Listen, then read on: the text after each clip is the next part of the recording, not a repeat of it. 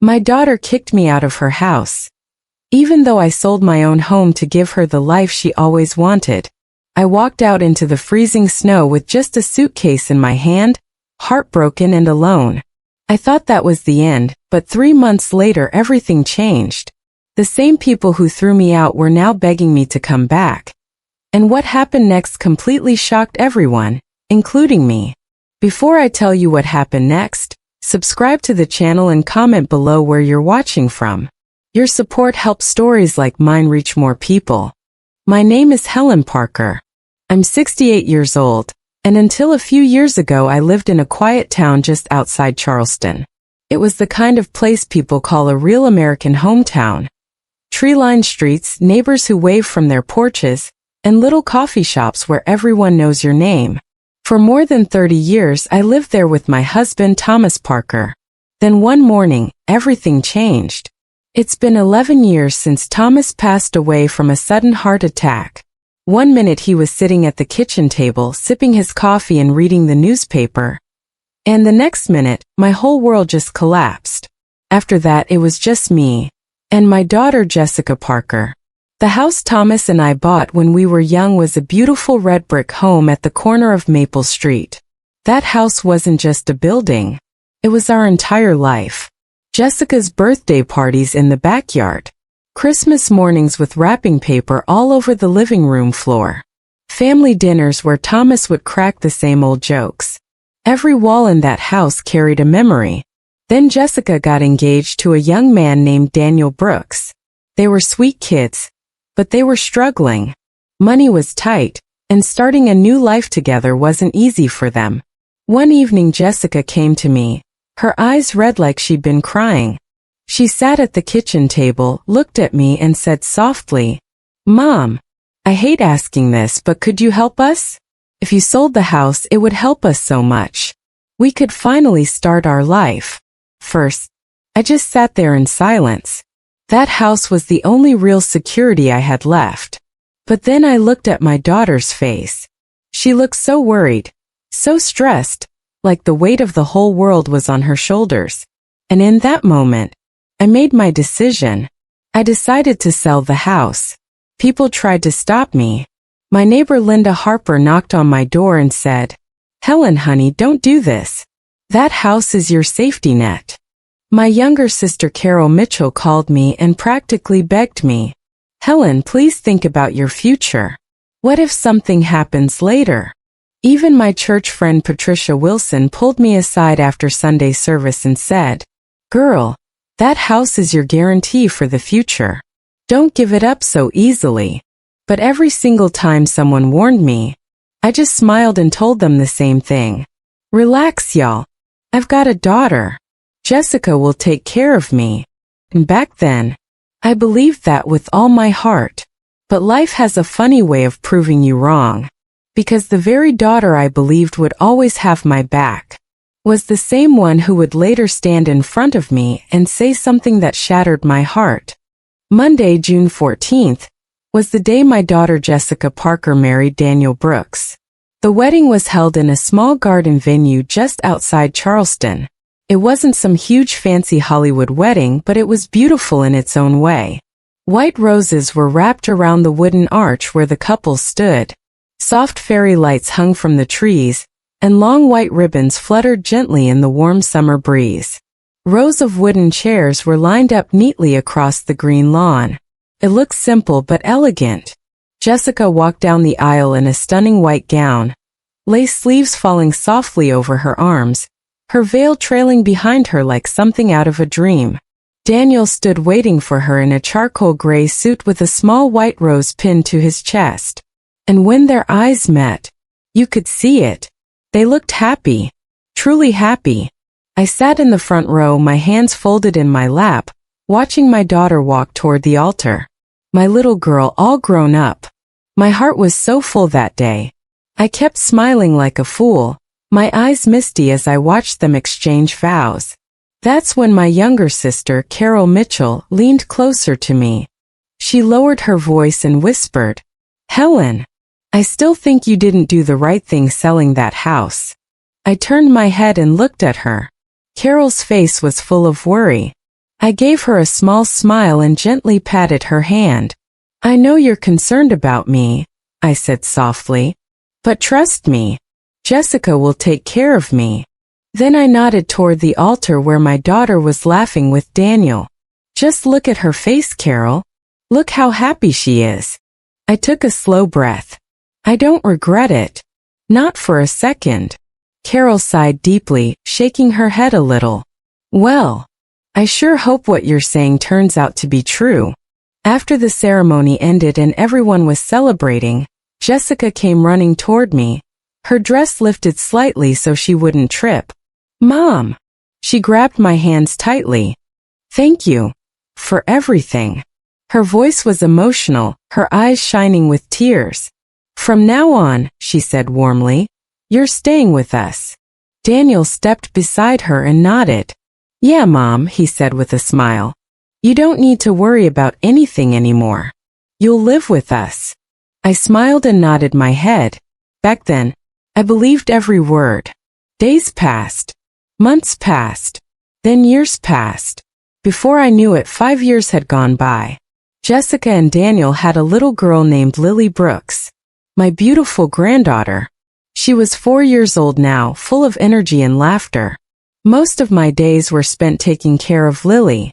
I helped her get dressed. I played with her toys. I read bedtime stories when Jessica and Daniel were busy. Around the house, I tried my best not to be a burden. I cooked my own breakfast. I made my own dinner. Most nights I ate alone in the kitchen. Afterward, I quietly washed my dishes and went to bed early so I wouldn't bother them. I kept telling myself, this is just how things are when you live with younger people. But one cold night in December, everything changed.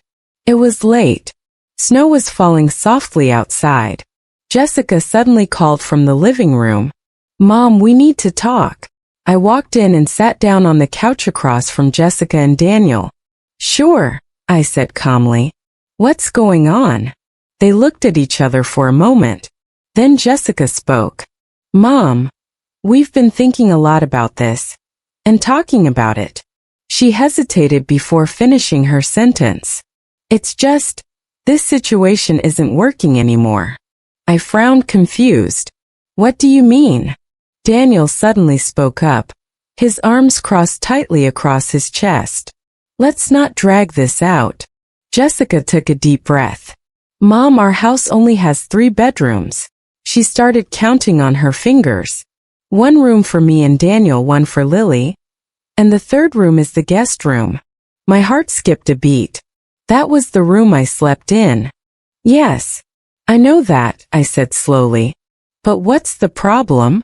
Jessica looked straight at me. Mom, you need to move out. For a moment, I thought I had heard her wrong. The words didn't even make sense. I blinked. What did you just say? She sighed, clearly annoyed. Mom, you heard me. You need to leave. Daniel sat there silently, his jaw tight, arms still crossed like he had already made up his mind. My chest felt tight, but I tried to stay calm. Why are you doing this? I asked quietly. I never bothered you. I cook my own food. I eat alone. I clean my dishes. I even go to bed early so I don't disturb you. Jessica suddenly cut me off. Mom, don't make this a big scene. We don't have all night for this. Her words stung. But where will I go? I asked, my voice shaking. I sold my house for you too. I gave everything to help you start your life. Where am I supposed to go now? Jessica rolled her eyes slightly. That's not our problem, she said sharply. And I didn't force you to sell the house. That was your decision. Those words hit me like a knife. I just stared at her. My own daughter. For the first time in my life. I had no words. I slowly stood up and walked back to my room. My hands trembled as I started packing my things into an old suitcase. My eyes burned with tears, but I refused to cry. Not yet. Outside the window, the snow was falling harder now. The streetlights made the flakes glow softly in the dark. I put on my long winter coat, wrapped a scarf around my neck, and pulled a cap over my head. Then I picked up my suitcase. As I walked past the living room, their voices drifted toward me. Daniel was speaking. If you hadn't brought her here after the wedding, none of this would have happened. Jessica sighed. What was I supposed to do? If I left her back then, people would have thought I was selfish. She paused. I figured after a few months I'd ask her to leave, but then I got pregnant. Daniel didn't respond. You were always at work, Jessica continued. I needed someone to help me. Her voice was calm, almost casual. After Lily was born, Mom helped a lot. She took care of the baby and handled the house. Because of her, I was able to go back to work. There was a short silence. But now we've hired a nanny, Jessica said flatly. So we don't really need her anymore. Those words shattered something inside me. So that was it. I wasn't family. I was just help. Someone convenient. Someone useful. I took a shaky breath and walked into the living room. Daniel glanced at me. So you're leaving? I didn't answer him. Instead, I looked at Jessica. Even after everything, part of me still hoped she would stop me. Jessica, I said quietly. It's night, and it's snowing. You really didn't think twice about throwing me out right now. She huffed in irritation. Mom, stop being dramatic. Nothing's going to happen to you. It's not like you're going to die. That sentence cut deeper than anything else she had said. Right then, I understood. The daughter I once knew was gone. I picked up my suitcase and walked toward the door. No one stopped me. No one said goodbye. I stepped outside into the cold winter night. Behind me, I heard the door slam shut. But I didn't turn around. I just kept walking, slowly disappearing into the falling snow. I stepped out into the cold night, snow falling around me, a suitcase in my hand and a broken heart in my chest. I was told I was no longer needed. But what Jessica and her husband Daniel Brooks didn't know that night, they would be begging me to come back. And the crazy part? Even I had no idea that was going to happen. I walked through the snowy streets that night with slow, heavy steps. My suitcase felt heavy in my hand, but not as heavy as my heart. Honestly, I don't even remember feeling the cold. My mind was numb. The only thing echoing in my head were the words my daughter Jessica Parker had said to me. You need to leave. That's not our problem. It was your decision to sell the house. Those words just kept replaying over and over. After walking for a while, I pulled my coat tighter and looked around the quiet street. Finally, I spotted a small roadside hotel with a flickering sign that read vacancy. It wasn't fancy. Heck, it barely looked decent. But I still had a little money from my late husband Thomas Parker's pension. So I went inside and booked the cheapest room they had. The room was small, real small. A narrow bed, an old wooden chair, and a tiny lamp on a crooked nightstand. The wallpaper was peeling a little, and the heater made a weird rattling noise. I stood there for a moment just looking around. Then I slowly sat down on the edge of the bed. And that's when everything hit me. My mind filled with memories of Jessica, my little girl. The same child I had raised with so much love. And suddenly, I couldn't hold it in anymore. I grabbed the pillow and pressed my face into it so the sound wouldn't escape. My shoulders started shaking as the tears came pouring out. I cried like I hadn't cried in years. I didn't want the people in the next room hearing an old woman falling apart. After a while, the sobbing slowly turned into quiet sniffles. I lay down on the bed and stared up at the ceiling while silent tears kept sliding down the sides of my face.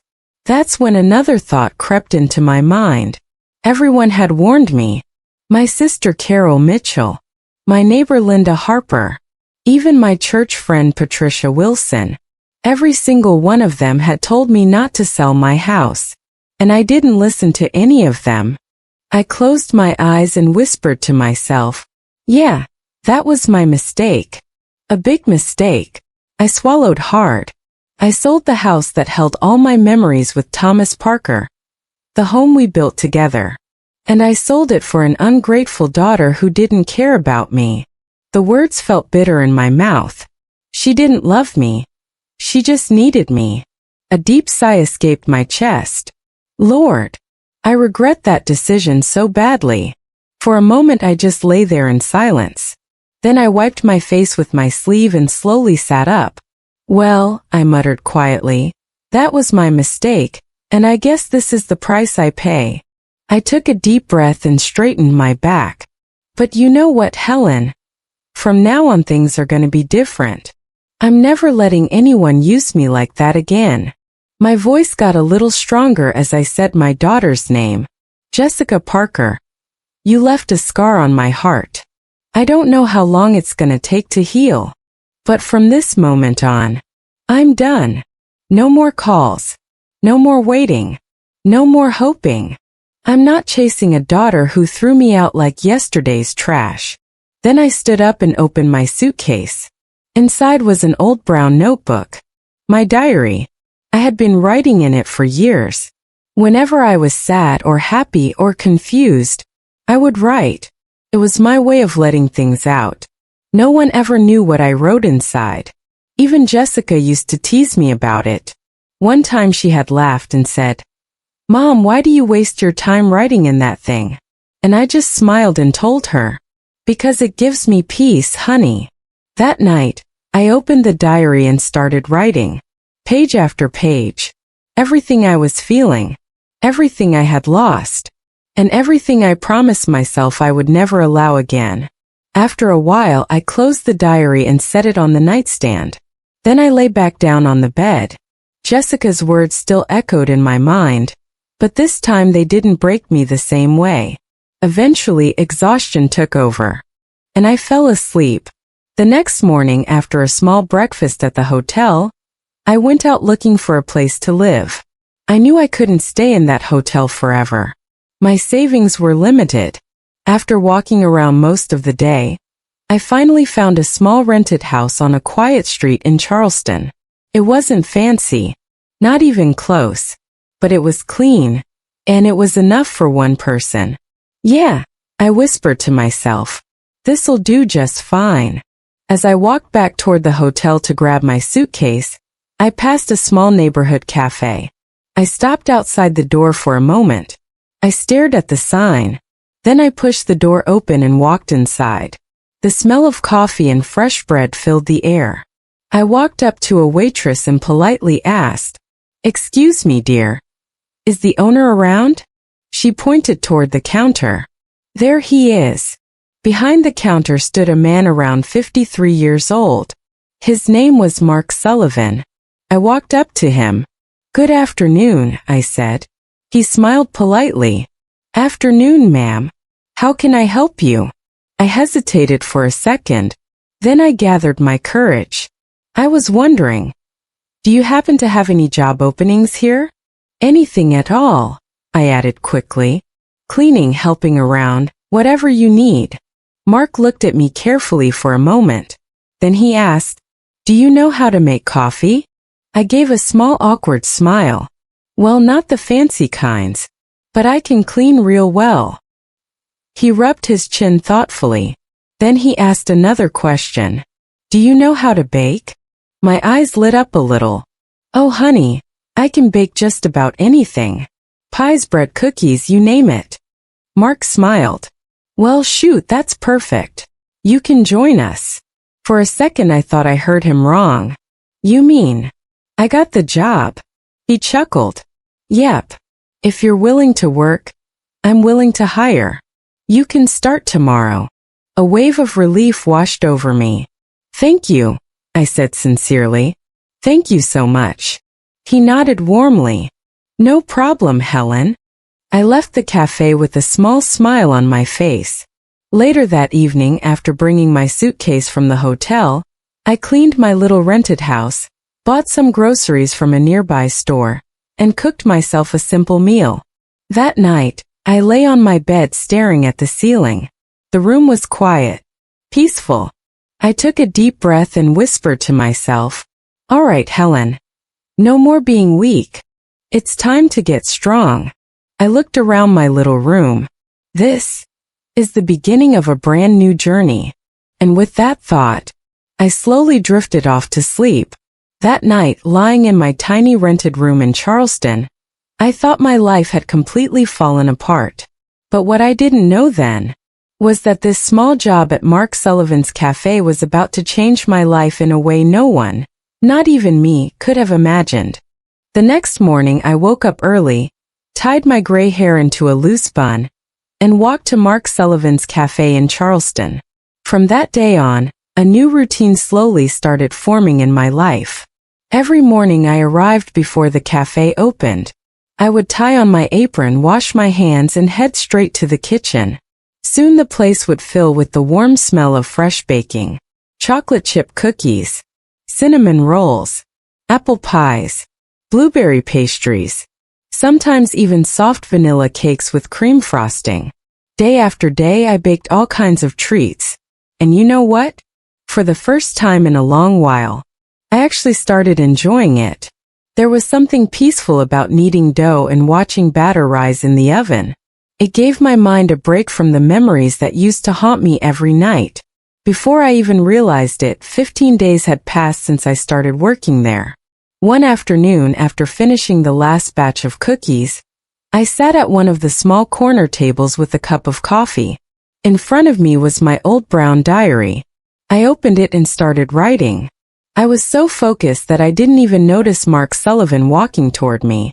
He pulled out the chair across from me and sat down. "Helen," he said casually, "I've been meaning to ask you something." I looked up from the diary. "What's that?" He nodded toward the notebook. "I see you writing in that thing every single day after work. You look like you're in another world while doing it." I smiled softly. "Yeah, it's kind of my hobby." He raised an eyebrow. "What do you write in there?" "Well," I said with a small shrug, "whenever I'm really happy or really sad, I just write." Mark nodded thoughtfully. "Is it poetry?" I chuckled politely. "No, Mark. Nothing fancy like that." He leaned back in his chair, thinking for a moment. Then he asked something that caught me off guard. "Mind if I read it?" I looked at him, then at my diary. For a second I hesitated. That diary held my deepest thoughts. My pain, my regrets, my memories of Thomas Parker, and everything that happened with my daughter Jessica Parker. But then I took a breath and slid the diary across the table. "Sure," I said gently. Mark opened it and began reading. Minutes passed. The cafe was quiet except for the ticking clock on the wall. Mark read page after page without saying a word. 30 minutes later, he finally closed the diary slowly. Then he looked at me with wide eyes. "Helen, this is powerful." I blinked in surprise. "What?" "You should publish this." I let out a nervous laugh and shook my head. "Oh no, Mark. I just write for myself. It's nothing serious." But Mark leaned forward and cut me off. "No, you don't get it." He tapped the diary with his finger. "This right here. This is the voice of people who can't speak about their pain. Folks out there are going through the same things you went through." He paused. "You should really think about publishing this." I didn't know what to say. But how would I even do that? I asked quietly. Mark shrugged. "Well, funny thing. One of my old friends works at a publishing company. He might be able to help." Then he stood up. "Just think about it, Helen. If you want, I'll help you make it happen." With that, he walked back to the counter. That night, I sat alone in my small rented house. Mark's words kept echoing in my mind. "You should publish this." I stared at my diary lying on the table. Could my story actually help someone? Could it give a voice to people who felt the same pain I had felt? After thinking about it for a long time, I finally made up my mind. The next morning I walked into the cafe and went straight to Mark. "Mark," I called. He looked up from the register. "What's up, Helen?" I took a deep breath. "I'm ready." His eyebrows lifted. "Ready for what?" "To publish the diary." A big smile spread across his face. "Now that's what I'm talking about. You made the right choice." Then he pulled out his phone. "I'm calling my friend right now." I blinked. "Right now?" He grinned. "Why wait? Let's get the ball rolling." He stepped aside and made the call. About an hour and a half later, his friend arrived at the cafe. His name was David Reynolds. Mark introduced us and explained everything.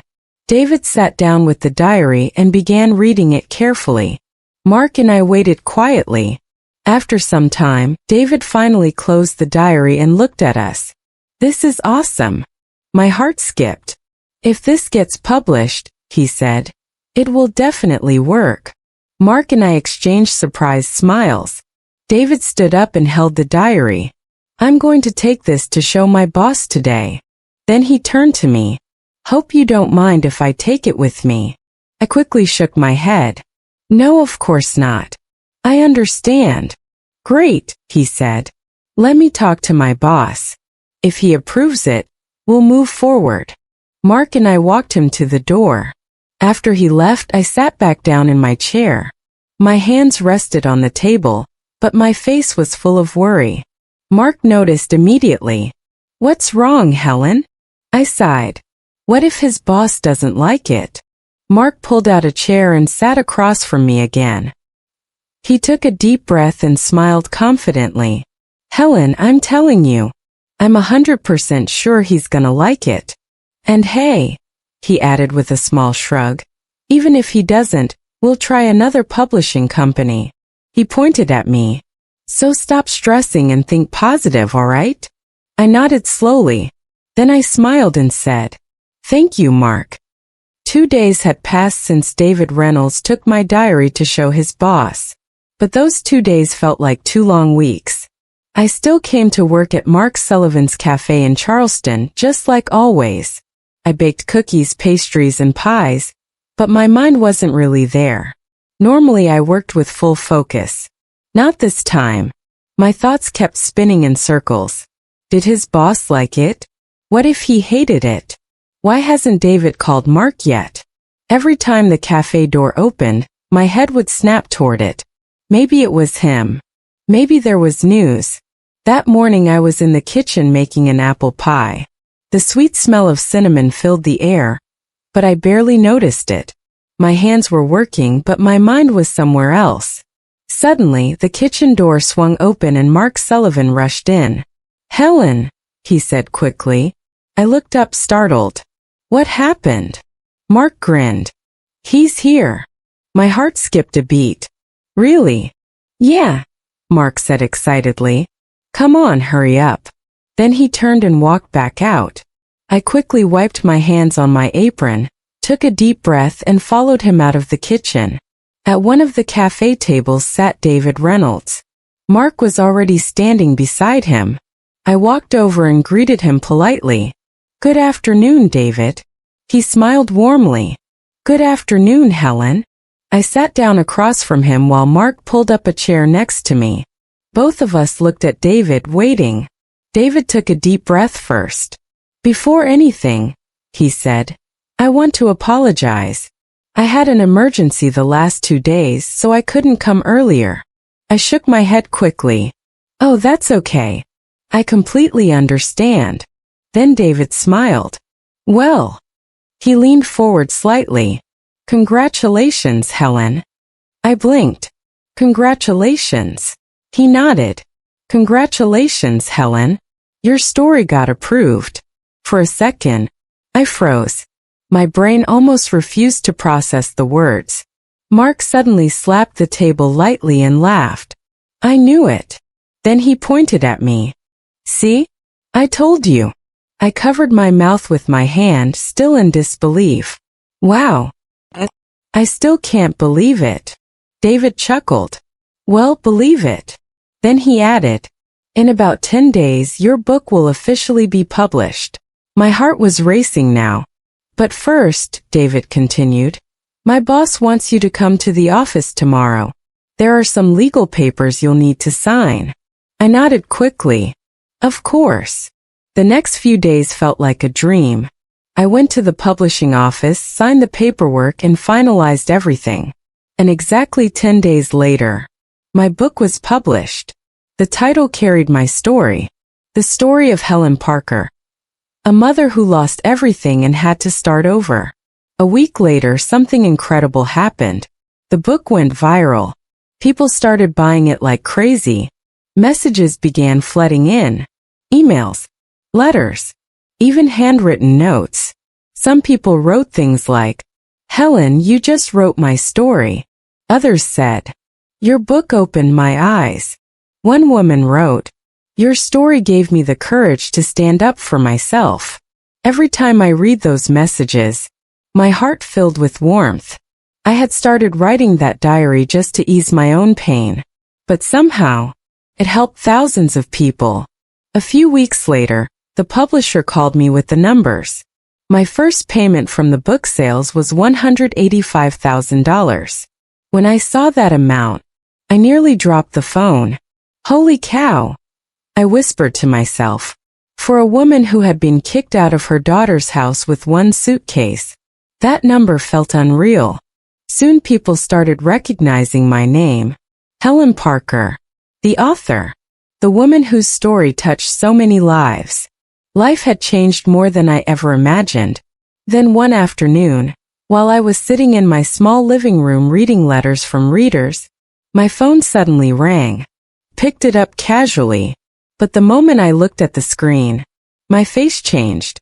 My stomach tightened, because the name on the screen was Jessica Parker, my daughter. The phone kept buzzing in my hand, over and over. For a moment I just stared at it. Then I pressed decline. I took a deep breath and placed the phone on the table. But a few seconds later, it rang again. I glanced at the screen. Still Jessica Parker. I sighed softly and muttered to myself, "Yeah, I know you, Jessica. Ever since you were a kid, you've been stubborn as a mule." The phone kept ringing. Finally, I picked it up. "Hello." For a second there was silence. Then Jessica's shaky voice came through. "Mom, can we talk, please?" Her voice sounded desperate. "Mom, I really miss you." I stayed quiet for a moment. Then I said calmly, "Okay." There was a small pause before I added, "Meet me tomorrow at Mark Sullivan's Cafe in Charleston." And before she could say anything else, I ended the call. The next day when I walked into the cafe, something caught me off guard. Sitting at one of the tables were Jessica Parker and her husband Daniel Brooks. They were already waiting. As soon as they saw me, they both stood up. Jessica rushed toward me with tears in her eyes. "Mom!" She opened her arms to hug me. "I really miss you." But I gently raised my hand and stopped her before she could reach me. Her arms slowly dropped. I walked past her and sat down at the table. Then I looked at both of them and said calmly, "Shall we talk about why we're here?" They sat down. Jessica wiped her eyes and began speaking. "Mom, I'm really sorry for everything I did." Her voice trembled. "After you left, we realized how important you are to us." She sniffed and continued, "We realized how much we love you." Then she added softly, "Lily misses you a lot too." When I heard my granddaughter's name, my heart skipped a beat. Little Lily Brooks. I remembered her bright smile, her tiny hands holding mine while we baked cookies. For a moment my chest tightened. Then Jessica leaned forward. "Mom, please come back home." She reached out, trying to hold my hand, but I slowly pulled my hand away. A small bitter chuckle escaped my lips. "Come back." I looked straight at her. "Come back to which house, Jessica? The one where you kicked me out in the middle of the night, while it was snowing? The same night you told me, you're not going to die." Jessica burst into tears. "I didn't mean that, Mom. We were stressed because of work, and it all came out on you." Daniel quickly nodded. "She's right," he added. "We didn't mean it like that. She misses you a lot. She's been asking about you ever since you left." I leaned back in my chair and looked at both of them. "Correction," I said firmly. "I didn't leave. I was kicked out." Silence fell over the table. Then I looked directly at Jessica. I was your mother. My voice was steady but strong. Not a punching bag where you dump your stress. She opened her mouth. Mom. I raised my hand again. Don't. She immediately stopped talking. That night, I continued, you said there was no room for me in your house. I paused. But the truth is, there was no room for me in your heart. Jessica looked at me like she'd been slapped. Mom, please. But I shook my head. No. Then I looked between both of them. And now suddenly you miss me? You love me. I sighed. Do you really think I don't understand why you're here? Both of them looked confused. You're here because of the money. The money I got from my book. Their faces froze. Shock spread across both their expressions. Then I leaned forward slightly. I heard your conversation that night in the living room. Their faces turned pale. Every word they had said, I had heard. Jessica looked completely speechless. I took a slow breath. For your happiness, I said quietly, I sold the house your father Thomas Parker and I built together. And yes, I regret that decision deeply. That was my mistake. And I already paid the price for it. Then I stood up. But I'm not making that mistake again. I'm not walking back into the same trap. I looked at them one last time. So from today onward, don't try to contact me again.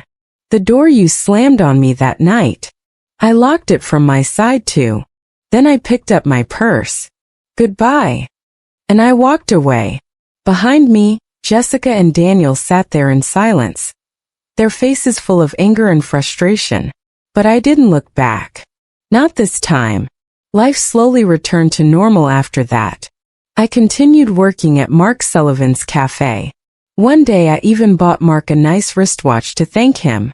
When I handed it to him, he laughed and waved his hand. Come on, Helen. I didn't do anything. This was all your hard work. And just like always, he smiled that easygoing smile. These days, sometimes I sit quietly in my living room with a cup of coffee. Other days I sit in the cafe lounge after work, watching people come and go. And sometimes, I find myself thinking about my late husband, Thomas Parker, about the life we built together, about the lessons life taught me the hard way. And I've realized something important. Family is not just about blood. It's about respect. It's about kindness. And most importantly, it's about never taking love for granted. Because once a heart breaks deeply enough, even a lifetime of apologies may not be enough to fix it.